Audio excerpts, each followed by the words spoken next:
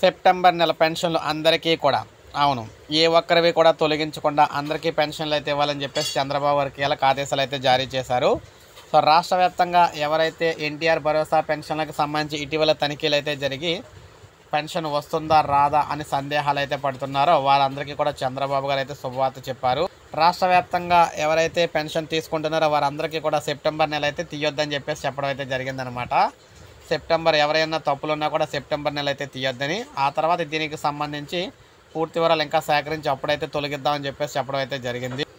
వారికి యథావిధిగా పెన్షన్లు, బోగస్ పెన్షన్లు ఏరివేతలో భాగంగా పలువురు దివ్యాంగులకు ప్రభుత్వం నోటీసులు ఇచ్చింది. వైకల్యం 40% కంటే ఎక్కువగా ఉండి సదరన్ సర్టిఫికేట్లో తాత్కాలిక వైకల్యంగా నమోదైన వారు అర్హత నిరూపించుకోవాలంది. అయితే నోటీసులు అందుకున్న వారిలో అర్హులు ఉండటంతో ఆ నోటీసులు వెనక్కి తీసుకోవాలని సీఎం చంద్రబాబు ఉన్నతాధికారులను ఆదేశించారు. వారికి పెన్షన్లు యథావిధిగా ఇవ్వనున్నారు. ఈ మేరకు జిల్లా అధికారులకు సర్ఫ్ ఆదేశాలు కూడా ఇచ్చింది.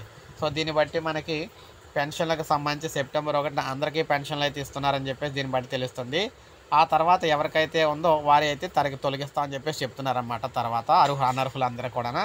సో ఇది మనకి తాజా సమాచారం చెప్పుకోవచ్చు. ఒక లైక్ చేయండి, సబ్స్క్రైబ్ చేసుకోండి, మన ఛానల్ సబ్స్క్రైబ్ చేసుకోండి.